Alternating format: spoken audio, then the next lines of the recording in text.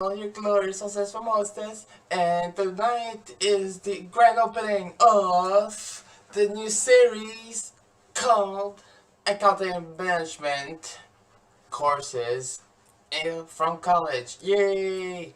So tonight we are going to start with what I was going to talk about last night, but instead, that and the new part, which will be a little bit on the trade laws as to what Canada here, us here, can actually do with the separation of power in the economic version. There's probably way more in the economy, but right now this is going to be part of it.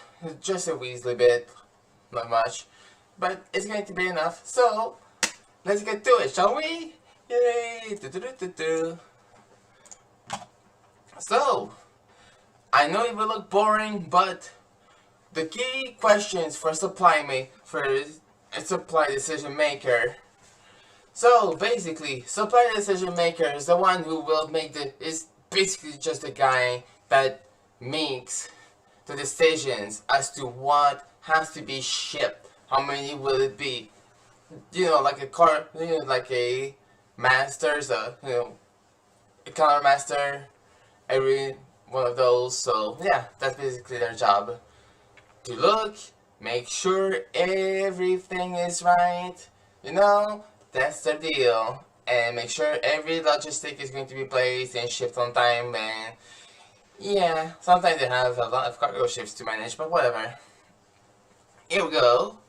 Key questions: should we rethink on how supply can contribute more effectively to the organizational goal and strategies, or should try to find out what's the organization's total span, what the supplier really is, and everything like these. How can we align our supply strategies? Hey, here's a good question. I can tell you that if there's one player in North America that has the greatest ordeal out of it, Walmart. But I may get to that a little later. So, and yes, Walmart has an enormous portion in play into the naval routes. Hey, yes they do. Oh yes, they do. Thanks to a teacher.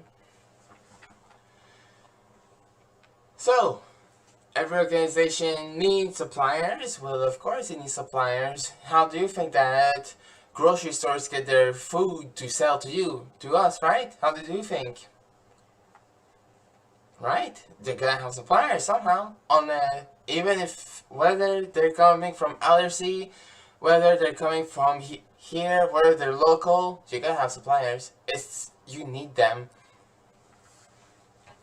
and of course, it gotta be the organization's approach to its suppliers, acquisition process, and policies, and relationship with suppliers will impact not only the performance of the suppliers, but also the organization's own performance. No organizations can be successful without the short and long-term support of a supplier base, operationally and strategically. What they mean by operationally is that operationally they know that they don't have to worry about it. They got enough and they can just go, hey, yeah, let's sell them like pancakes, right? Like waffles at IHOP, for example, right? Hey, let's sell it's organizational. That's exactly it. Operation is operationally managed because, hey, the supplier, hey, yeah, let's get the inflow. We got enough, let's do it, right? Strategically, it was like in the early 2020 pandemic when it started. Yes, I'll bring it up. One thing was strategically in super massive demand, especially in the first world countries like Canada and the United States. Toilet paper. Yes, and this went right here. A little bit of, and also in the part of just in time, which I will cover that in another video.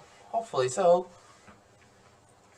So, basically, Basically, supply management is focused on the acquisitional process, organizing the supply chain, organizational context, special emphasis on decision making that aligns with the supplier network. Basically, it's like a spider's web. There's the center of the web. Oop, boop. Supplier, Oop, boop. More suppliers. From the suppliers. That goes to the center, which is a company. Which is the organizational. Oh, this sector needs more of this sector of the web. Oh, alright. We'll have it. Boom. For this company. Oh, this sector needs more. Oh, we need to go for this spider web. It's all connected. It's all network. That's exactly what it is. Supply chain, supply management. Boom. All in the spider's web. And at the center of the web, the spider. And who's the spider? The company. Well, the organization. It could be a corporation.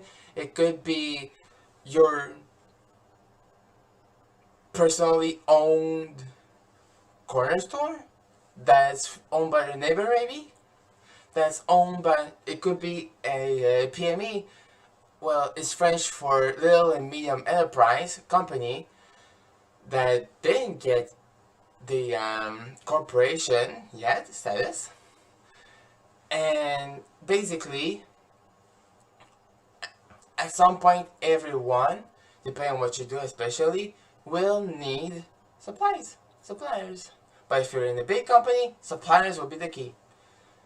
But it may not always have that luxury, especially if you're working as a dock manager. That is another story. There is no best way, there is no one best way of organizing the supply function, conducting its activities, integrating suppliers effectively. This is both interesting and challenging. Of course it is. And yeah, how do you think all of this actually happens, right? It has to happen somehow. And this whole idea has been going on for over 85 years. Hey, can you even imagine? Over 85 years that this whole deal of naval and airplane commerce has been going. Right here. Even mentioned here. How about that? Isn't it nice? Right here. For more than 85 years. And this text right there and its predecessors have presented the supply function and suppliers as a critical organization's success, competitive advantages, and customer satisfaction. The more suppliers you have, the better. Also, if the customer likes the supplies and they say that to others that they love them, hey, guess what? Shushing, you're gonna see the green flowing. Make sure it's good. Make sure the supply is flowing. Make sure it stays operational.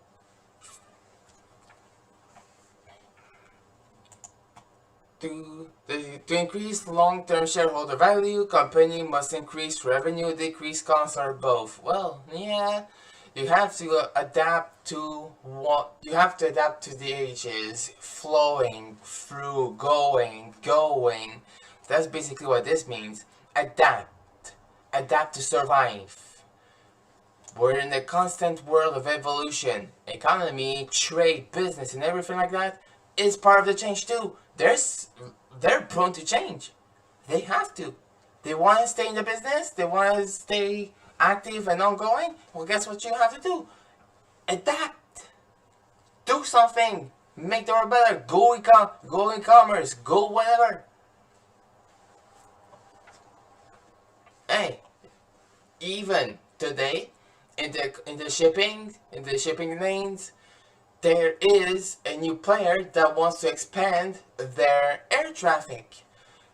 This company is called Air Canada. Yes, they had their ups, they had their downs, but they want to retrofit some of their passenger planes, 767 and 777, as to strip them completely out of the passenger seats and make them only cargo planes. This will increase their revenue by I would assume 150%, as they will have to take contracts, as they will be, as people, big commerce lines will go, hey, yeah, we need to ship these over there. Oh, we ship these over there. Those are long range planes. They can do the job. So yeah, supply function continues to evolve as technology and the worldwide competitive environment requires innovative approaches. The traditionally held view that multiple sourcing increases supply security has been challenged by a trend towards single sourcing, which results from closer suppliers relations and cooperations with suppliers calls into question the wisdom of the traditional arm length dealing between purchasers and suppliers. Negotiation as opposed to competitive bidding is receiving increasing emphasis, and longer-term contracts are replacing short-term buying technique. Basically, this is also more found with one thing especially: e-commerce. What is e-commerce, you ask me? Y'all have been using it, maybe, and you may not even know it. It is called Amazon. It is called Kijiji. It is called Etsy. It is called eBay. It is called many things. But e-commerce, internet, ethernet, boom, network. Make sure you don't get crooked up and scammed up. Boom, you have something. You can't even sell something on Amazon. Buy cheap clothes from China. Go, come on. Boom. And you resell them for double, triple, quadruple the price maybe. Who knows? And there you go. You do it on Amazon. Hey. Now, today the emphasis is on the supply management process in the context of organizational goal and management supply chains. The rapidly changing supply scene with cycles of abundance and shortages and varying prices, lead times, and availability provides a continuing challenge to those organizations wishing to obtain a maximum contribution from the area. Furthermore, environmental and social sustainability, security, and financial regulatory requirements have added considerable complexity to the task of ensuring that supply and supplier provides competitive arrangements. Advantage, I mean. But what's interesting about that statement here is that basically the corporate, that's basically what I meant. Like adaptation. You want to survive in this world? You gotta adapt, right? You want to adapt? Guess what you have to do? You have to change. You want to sell more? You want to be competitive? You want to reduce the prices? You want to do whatever? This is how. This is how you do it. You compete on the scene. Like Best Buy, Future Shop, and all of these in electronics, for example, Apple, Samsung, name them. They compete on the scenes for tablets. They compete on the scenes for cell phones. They compete on the scenes for televisions. They compete on the scenes for a lot of things. Right? That is exactly it. Take Bell, take Videotron for us, take Telus, take these, take these. Who's on the big? They're on the big scene of of cell phone plans and televisions and all of these. But yeah, all of them has to increase and develop or risk getting incorporated into a company like Verizon did with another company in the US. I don't not remember which one it is, but I know they merged with. I know they had a merger with another company. That's basically a thing. They got. Hey, yeah, come with us. We'll help you financially. We'll give you. We'll help you in everything. We'll put you back on your feet. But you gotta change your name and everything. That's basically adaptation. They adapted enough to incorporate another company into theirs. A merger, it's called. Purchasing and supply management. Although some people may view interest the performance of the supply function as well as a recent phenomenon, it was recognized as an independent and important function by many of the nation's railroad organizations well before 1900. Well, the problem with this is the problem with this little portion here, very, very important. The railroads, yes, they held supplies. It is unreal how much they helped and they held. The deal with this, what is it? Oh my goodness! Before many of the nation's railroad organization, well before 1900, which means that all of the ships and all, yeah, they were good at some point, but it's not wooden ships that's going to carry all of the massive amounts of cargo, right? They did it for a while, not anymore. Not wood, at least. Aluminum is one. Aluminum and steel, and well, imagine all those big cargo ships. Yeah, that's what they are. Yet traditionally, most firms regarded the supply function primarily as a clerical activity. However, during World War I and World War II, the success of a firm was not dependent on what it could sell, since the market was almost unlimited. Instead, the ability to obtain the right to obtain from suppliers the raw materials, supplies, and services needed to keep the factories and mines operating was the key determinant of organizational success. Yeah, not just organizational success. Consequently, attention was given to the organization, policies, and procedures of the supply function. Yes, it was. And it emerged as a recognized managerial activities. Well, guess what? Guess who had to transport guess how all these weapons, crews, and supplies and everything had to be transported during World War II? Especially by mail ship, by cargo ships. But revolutionized cargo ships, right? Repair supplies for ships. How are they transported? Oh, guess what? Oh, by ships and planes maybe, but mostly ships. There's a little bit of physics in there as to why they could, but I'm not going to get into that. During the 1950s and 60s, supply management continued to gain stature as the number of people trained and competent to make sound decision supplies increased. Basically, they didn't want dumb schmucks from the streets managing the supply lines like these. So they wanted people with education, at least college level.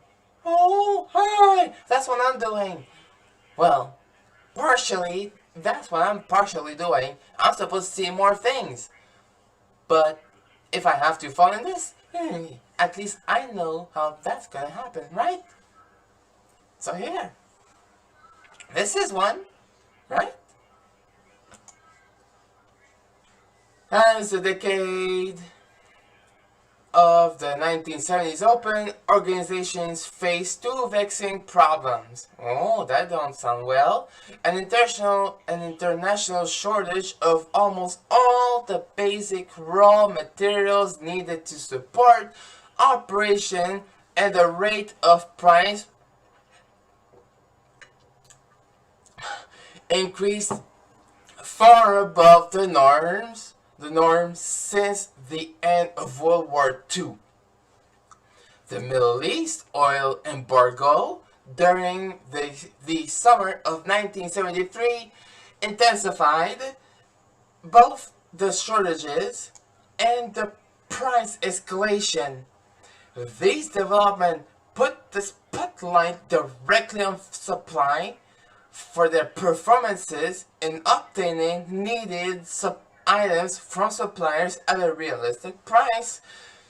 realistic prices spell the difference between success and failure. This emphasizes again the crucial role played by suppliers as the decade of 1990s unfolded. It became clear that organizations must have an efficient and effective supply function if they were to compete successfully in the global marketplace. Yes, the early 21st century has brought new challenges in the area of sustainability, supply chain, security, and risk management. Oh, why the early ones? Not to put, I will say this, 9/11. That's why. Especially Canada, because this is putting Canada on the spotlight for some reason. Great, and well, not just Canada, North America, let's just say. So, ongoing here, basically that's just it. That's crazy, right? Call me crazy, but this is nuts. This is completely bungled. How everything does happen this way. It's just so crazy to see how we actually came, how we actually developed, how we actually came through with all this, right? Hey, why not? Let's do this thing, right? Lads, right friends, right lads, hey. I'm good. Let's do this, right? So, yeah. We have supply management terminology, right? Some academics and practitioners limit the term purchasing to the process of buying. Oh, learning of the need, locating and selecting a supplier, negotiating prices, and other pertinent terms, and following up to ensure delivery and payment. This is not the perspective taken in this text. Purchasing, supply management, and procurement are used interchangeably to refer the integration of related functions to provide effective and efficient materials and services to organizations. Basically, do it strategically, plan it carefully until you can do it operationally, or to keep the operational ongoing. This is it. These are the steps these are the standard steps. Thus, purchasing or supply management is not only concerned with the standard steps in the procurement process. Number one, the recognition of need. You have to recognize the need of the specific supply. If there's more stores if there's more people that are making that supply, you better have it. If it's just one people, it's useless. If it's, let's say, over 10,000 that are 5,000, 10,000 that are asking it, you might want to consider it. 2. Translation of that need into a commercially equivalent description. Oh, these 5,000 customers and clients want to buy, let's say, cinnamon carrots, right? Candied celery, let's just say, right? I don't know who would want to eat these, but let's say, theoretically, if 5,000 people would ask for this, then the company would have to think, hey, why not have some of these, right? Let's have some of these. People are asking for it, we might as well try and sell them. Let's see how much it will bring us. If the demand, if it keeps on going and the inventory is wiped out, you might as well have some more.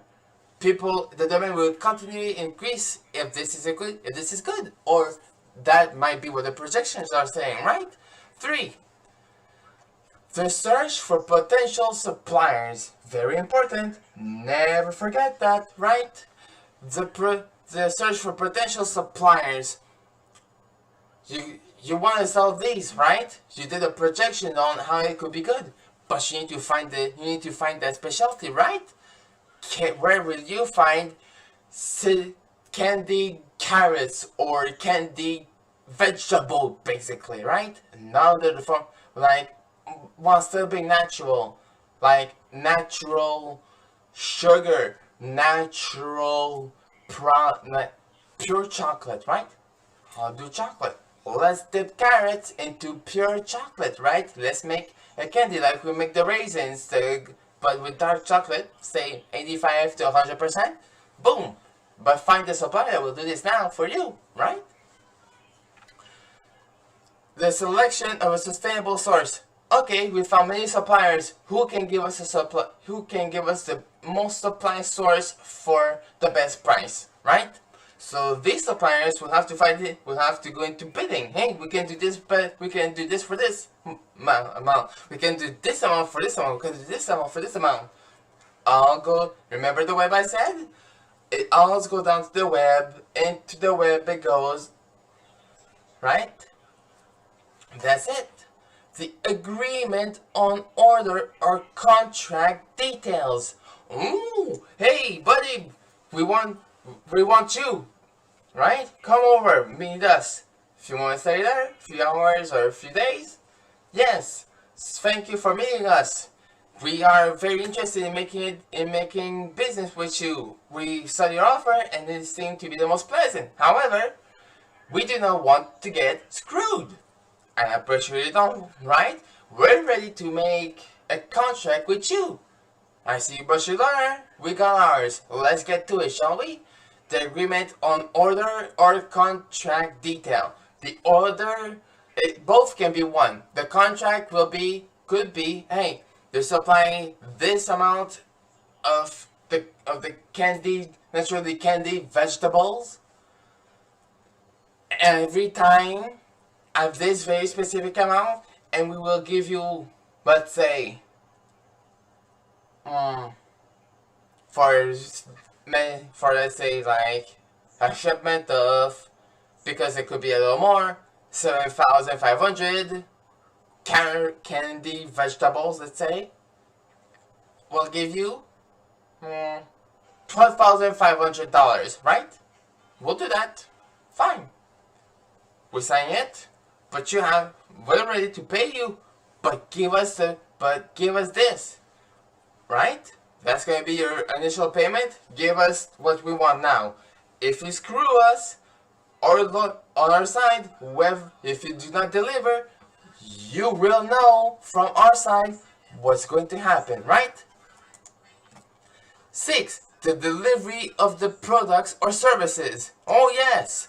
We're good. We're going to include this. Oh yes, we got this. We got our candied vegetables ready for you. We're shipping it, right? Because of the amount that you gave us, we had a little extra, so we paid the shipping, right? The delivery of products or services. It will come from land by trucks. We will make sure that it arrives there on time. However, we can give at least a day or two of delay, as you know, there is a lag in the trucking industry. That's not a lie, basically. That is the truth. So, and last and not least, the payment of suppliers. Yes, this are your initial payment. We got it now. Here. Every time now, for every supplies, because this one was the initial payment, now we want the other crate, and we'll pay you for what you give us. But you gotta give us the exact same amount so that we can pay you, and we will give you the $12,000. Well, no, not 12,000, $11,000 that it costed you to make the production. In exchange, we pay your trucker, right? This could actually be a great deal if that was included in the contract, because I just gave it a little basic term. Yeah, we can have this. Further responsibilities of supply may include receiving, inspection, warehousing, inventory control, material handling, packaging, scheduling, in and outbound, transportation, traffic, and disposal. Supply also may have responsibility for other components of supply chain management, where the focus is on minimizing cost and lead time across tiers in supply chain to the benefit of the final customer. The idea that competition may change from the firm level to the supply chain level has been advanced as the next stage of competitive evolution. Oh yes, we're going to have more supplies because this is so good. We're going to increase our profits. We're going to make more money than they're making because we're getting this and they're not, right? Until they get it, we'll be already on flying up. And if they try to compete us, well, they can't because we have the lowest prices so far. And if they find a way to have lower prices, we will have lower prices or deals. 2 for 1, right? I'll be ready. I myself will be ready to try that. Candy veggies, why not, right? But hey, that's only a dream. You got it. Yeah. I'm glad that you're learning something. I'm trying to make it interesting. After all, if you're finding this interesting, this is how it works. For real. Giving you examples here, but yeah, that's the basic deal with supplies. In addition, two of the operational responsibilities that are part of the day-to-day activities of the supply organizations, there are strategic responsibilities. Strategic sourcing focuses on long-term supplier relationship and commodity plan with the objectives of identifying an excellent example of the need to that strategic perspective when planning long-term supply needs. Okay, so let's get back to our candied vegetables, right? Now, we've been saying these for a year so far, right? We might want to, and our supplier is loving us so far, but we have to make sure that they love us more, right? We're making money, more money than they are. Oh, but wait, there is a way that we can help them. At the same time, they will be happy. They could give us discounts at some point, and for us, it will reduce our taxes to owe, right? That's the way to cheat. Don't repeat that to the tax people, right? Just kidding. But in reality, donations. Have you ever heard of donations? Yes. Expenses. What are your expenses? Oh, besides these and these. Yeah.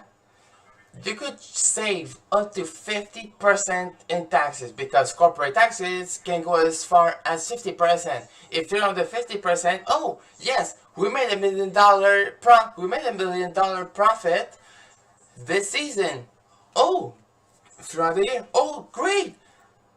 You owe us? No, we don't. Because that's $1 million for us is safe. Yeah. The other half a million went into expenses. Our suppliers employees needed new desks, new machinery to produce, new systems, new everything. So guess what? That half a million went took its wings and there to our suppliers that will make us more money at the same time because they love us so much now and we love them because they give us something new. Hey, you won't have to explain that to them, but it's a way to cheat, right? You can always take the shortcuts. If you're in the business, hey, that's the way you can save to pay taxes on your company.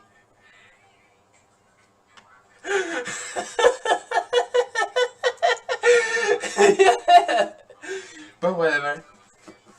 cannot do anything unless they decide to change the law, and I don't think they will. If the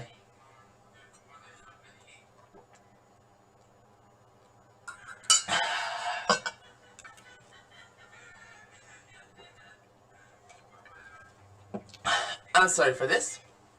So, lean purchasing or lean supply management refers primarily to a manufacturing context and the implementation of just-in-time (JIT) tools and techniques to ensure every step in the supply process adds value, adds inventory, that inventories are kept at a minimum level, and that distances and delays between process steps are kept as short as possible.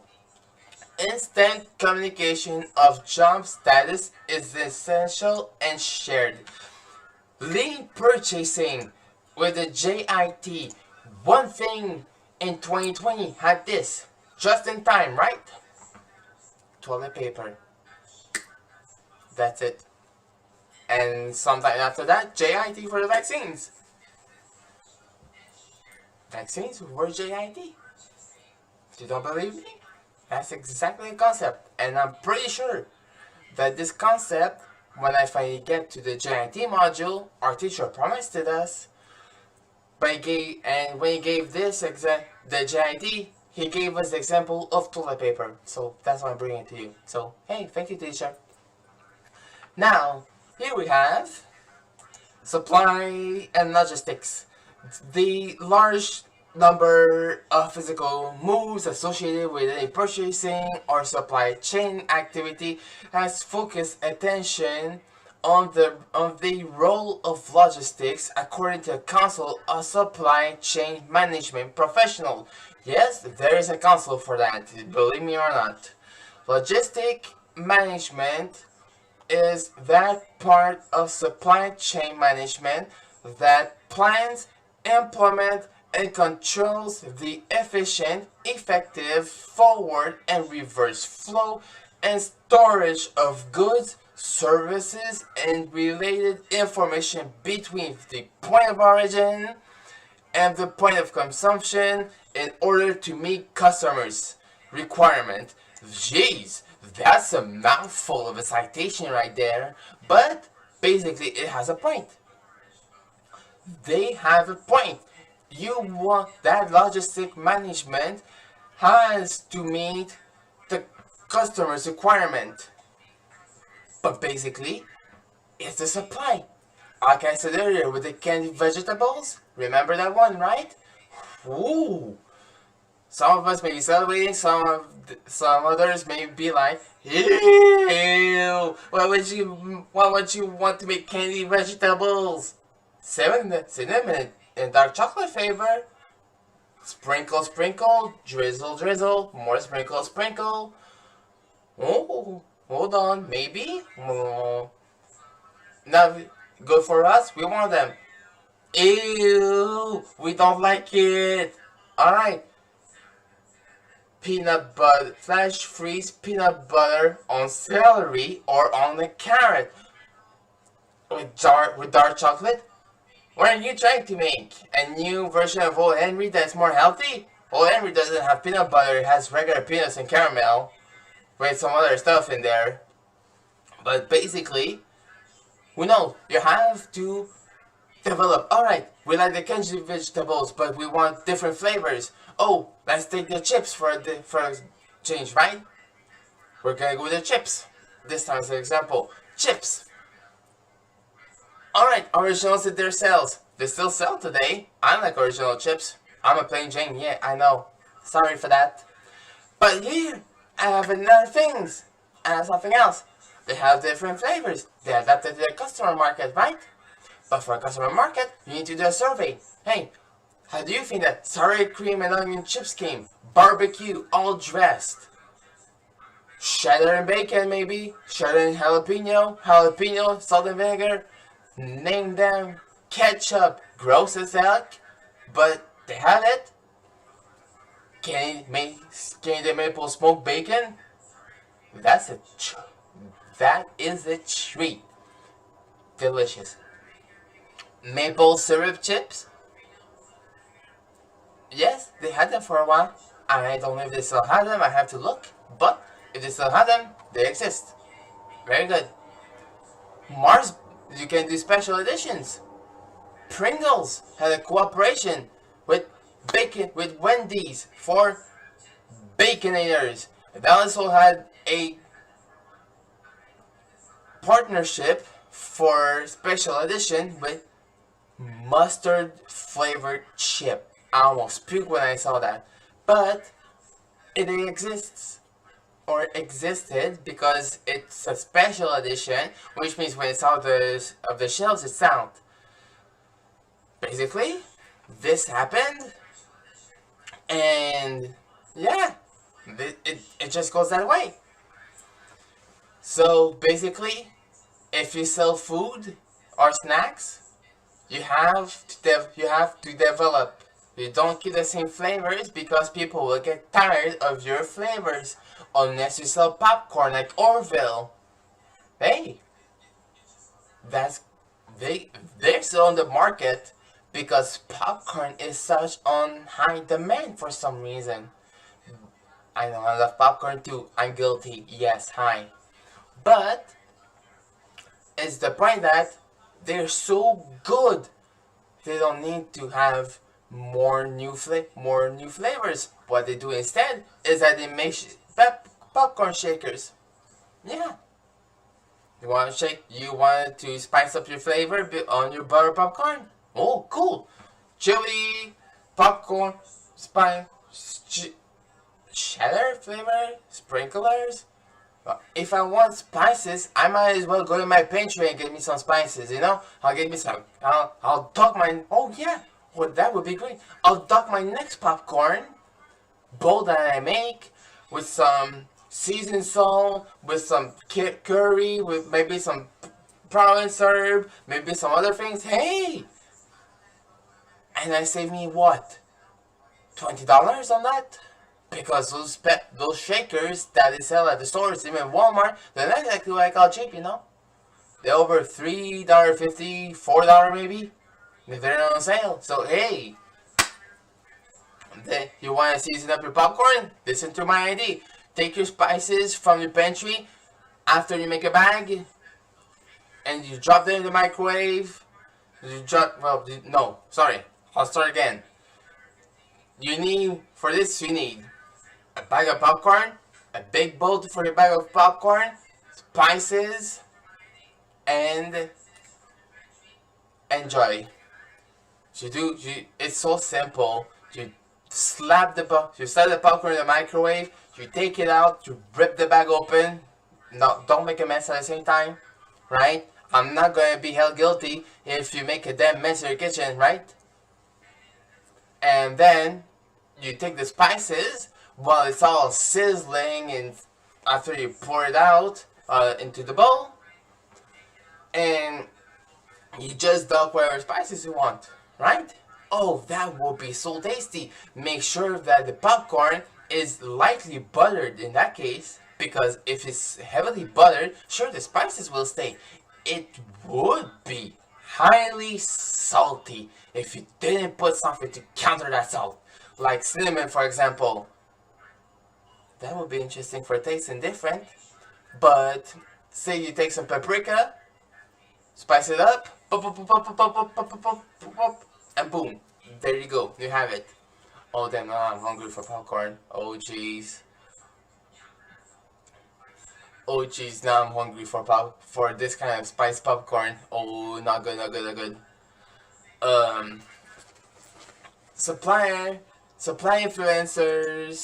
influences a number of logistics related activities, such as how much to buy and inbound transportation. Oh yeah. Remember what I said about the trucking? After a ship or a plane lands or enters the cargo, what happens then? Huh? Something has to give. What will be given? Huh? This. there's one type of people that can do this miracle for you. Who are they? Truckers. And right now, we need more truckers in the field.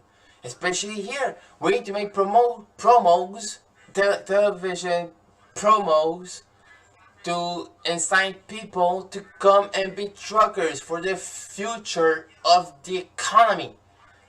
Yes, we need them. Why?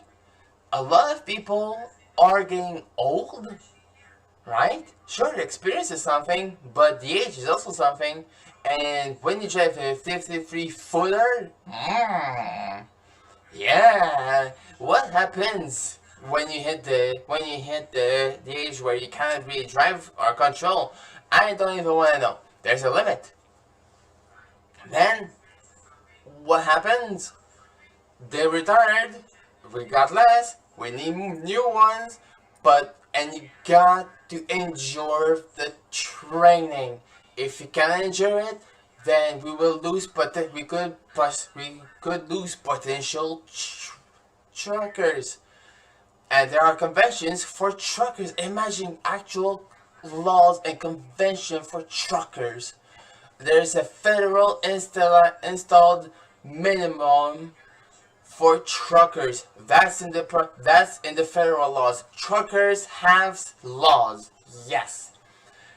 Like how long can you drive before you have to take a rest? There is a law about that. I have to get to it at some point. But that's part of the economy. Truckers are very important. They're part of the economy. If it's time for a trucker that gets your shoes to your store, hey, that may have gotten your shoes to your store. You wouldn't have got those shoes. You wouldn't have got that food. You wouldn't have got whatever it is that you so wanted, right? You wanted so much something. It wouldn't have happened if it wasn't for that one trucker that brought the goods. They're important. Always important. Always remember who the good people are. People who try to keep the money to manage the supplies and the economy and everything. Hey, they're not part of the evil whatever Illuminati or you want to call. It's just part of organization to ensure that you, your neighbor, and everything and everyone else have what you want, what you need, especially in the food market. So, yeah, supply chain management is a systems approach to managing the entire flow of information, materials, and services from raw materials, materials suppliers through the factories and warehouses to the end customers. Basically, the Institute for Supply Management, ISM, glossary defines supply chain management as the design and management of seamless value-added processes across organizational boundaries to meet the real need and customer. The development and integration of people and technological resources are critical to successful supply chain integration. Basically, from the raw material, we'll take corn for example, right? Everyone loves corn. Everyone loves it all, right? We have to go and get it from the raw producer, raw corn, corn on the cob, right? We want corn on the cob. Oh, perfect! Let's go and get them. Yeah. We want corn on the cob. Corn on the cob gets carried by the trucker, who will take it from the farm all the way to the store, right? Some farms will make the promos themselves outside of stores or in public markets, right? Like for here, Marché at Water, Marché Jean Talon, they're basically farmers market. All farmers come and sell their goods. Competitive? Yes. But also interesting. So, at that point, if you're not from if you're from a farm and you want to sell your stuff, you can go and ask it to either a market, a farmer's market basically, or you can ask a big retail store to, hey, we want to sell our corn to you, but we want to sell our corn, but we would want to do the promo here in front of your store. If it's inside the mall, it's a little more tricky as it's not done. But they will take your supply if it's inside the mall and put it. If it's in an independent building, they will take a part of the supplies, put it inside, and you will be allowed to have a stand, optional, a little more money, but you will be able to have a stand in front selling. You could be selling strawberries, you could be selling prunes, you could be selling anything else, but more importantly, what are you selling? Corn on the cob, because that's exactly what you wanted to sell. At that point, yeah, you did your own. If the farmer may have done its own. But if the farmer have way too much, like way too much to carry it itself, hello, we need a trucker, we need the corn to be sent over there, or the company or the grocery store will do it themselves. Hey, we want it, right? Yay!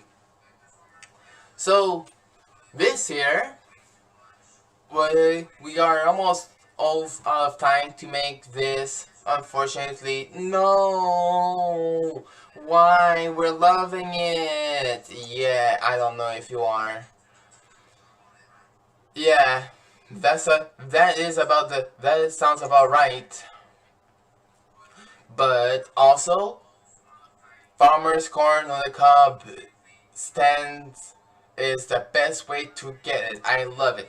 That I cannot agree more with you on this one. It's all, if it's from the farmer's market, it's all, and you see that it looks fresh, that it looks so delish.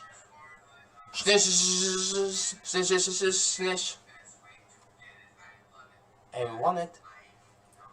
Have a nice dinner with maybe a little steak, some butter, and everything else, and there you go. Yeah? Hey, hopefully I'm not making you hungry if you're hearing this, right? Especially not almost 9 o'clock, right? It's almost 9 o'clock at night over here, so I say this. If you're hungry right now and you watch me, I'm so sorry. Or if you're watching this early in the morning, then guess what?